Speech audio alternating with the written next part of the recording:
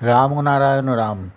প্রিয় সুধীবৃন্দ, আপনাদের কাছে অনুরোধ, ঠাকুরের এই ভাষণ খুবই গুরুত্বপূর্ণ এবং আপনারা এটা ধৈর্য সহকারে পুরোটা শুনবেন। রাম ও নারায়ণ রাম।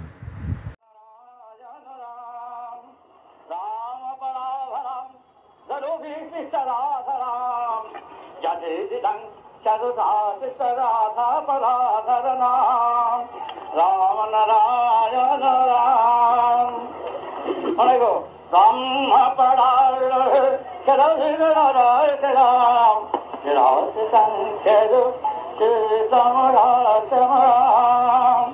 রাম নারায়ণ রাম যদো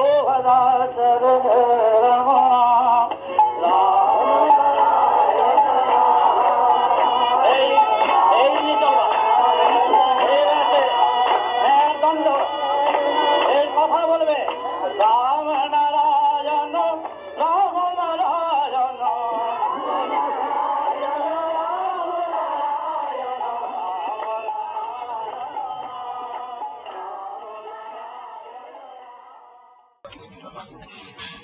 তোমাদের জন্য যতটুকু আমার করার আমার অন্তরের টানে, স্নেহের টানে, ভালোবাসার টানে তোমাদের যতটুকু নেওয়ার প্রয়োজন, যেথায় গেলে আর কোনো প্রয়োজন থাকে না সেথায় পৌঁছিয়ে দেওয়াই তোমাদের। সেটা করতে গেলে নিয়ে যাব সেই মহাকাশের মহাসুরে পৌঁছিয়ে দেওয়া আমার কর্তব্য। যে সুর জানলে সব সুর জানা হয়ে যায়, সেই সুরধ্বনিতে পৌঁছিয়ে দেওয়াই আমার কর্তব্য। সেখানে নিতে গেলে যেন অভিশপ্ত জীবন, যদি জন্মান্তরকে যদি টেনে আনি অগণিত কোটি কোটি জন্মের ধারাবাহিকতায় এক একটি জীবন, কত অপরাধ, কত খুন, কত জখম, কত ছল ছাতরি, কত কৌশল জীবনের প্রবাহে তোমরা করে এসছো। এইভাবেই চলছে অনন্তকাল, আবাহমান কাল। কোন জীব খুঁজে পায় না অনন্ত মহাকাশে চিদানন্দের সুর, কারণ এক এক জীবনের এত অপরাধ এসে কাঁধে চেপে বসে। সেই অপরাধ ঠেলতে ঠেলতে মৃত্যুর পথে চলে যায়। মৃত্যুর পর আবার যখন ঘর সংসার করতে শুরু করে, আবার বোঝার পর বোঝা এসে ধাপার কেউ ফেলে দেয়। এক একটা জীবন 50, 60, 70, 80 বোঝা এসলো অপরাধ। তোমরা বাবাকে পেয়েছ নরদেহে, সহজ ভাবে তোমাদের বাবা তোমাদের সাথে মিশে। শিশু বয়স থেকে যে সুরকে আমি জেনেছি, যে সুরের খনি থেকে সুর নিয়ে তোমাদের কাছে পৌঁছিয়ে দিচ্ছি, সেই বাবার সাথে তোমরা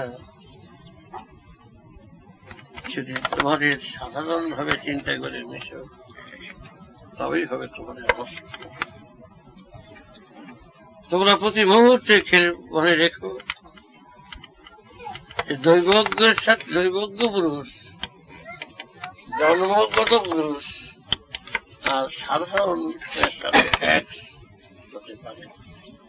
ব্যবহার বা আচরণ যদি দেখতে পাচ্ছ, দেখো তোমাদের সঙ্গে হাসি করছে, খেলা করছে, ঠাট্টা করছে, সব করছে, কিন্তু প্রতি মুহূর্তে মনে রেখো অনেক তাফাৎ। পৃথিবীর গুণটা হলো 25,000 মাইল, আর পৃথিবী সূর্য হলো অনেক 12-13 কোটি, 9-10-12 কোটি মাইল তাফাৎ। সুতরাং তোমাদের সাথে একজন দৈবজ্ঞ পুরুষের পার্থক্য শেষ সীমা নাই। আর দৈবজ্ঞ পুরুষের জন্ম হয় বিরল। এই কথাটা নিজের কথা একটু খুলে বললাম। সুতরাং এই সুযোগ দৈবজ্ঞ পুরুষই, জন্মগত পুরুষই বহু সংখ্যক ব্যক্তিকে নিতে পারে, নিয়ে যেতে পারে, অন্যের পক্ষে সম্ভব নয়। সুতরাং তোমরা এখানে এমন কোন কাজ আর করতে যেও না যে শুধু পাপ কুড়াতে কুড়াতে, অপরাধ কুড়াতে কুড়াতে ধাপার মাঠের মন পাহাড় করে ফেলো না। এটাই হচ্ছে বেশিরভাগ কারণ। কেন তোমাদের মনকে ওদিকে টেনে নেয়?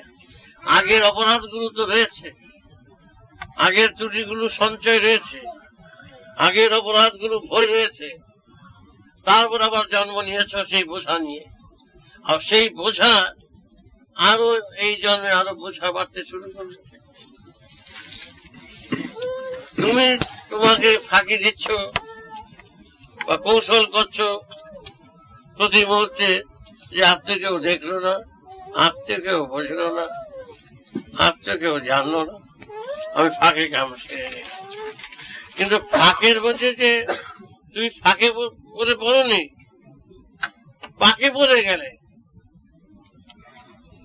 একটা বালিকণার 1,00,000 ভাগ টুকরো করলে বালিকণাকে, তার চেয়েও তোমরা ত্রুটির থেকে রেহাই পাবে না, কোন ক্রমে রেহাই পাবে না। তাই তোমাদের উপরে এইটুই আইনজারি করছি, যতটুকু তোমাদের প্রয়োজন ঘর সংসার রক্ষা করা, সেইটুকু কিন্তু মন দিয়ে রেখো। তার চেয়ে অপরের মধ্যে হাত বাড়াতে যাবে না।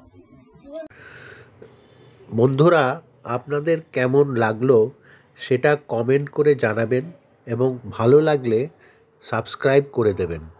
আমাদের আরও 2টি চ্যানেল আছে, তার একটিতে ঠাকুরের তত্ত্বের বিশ্লেষণ এবং ঠাকুরের লেখা বই পাঠ করে দেওয়া হয়।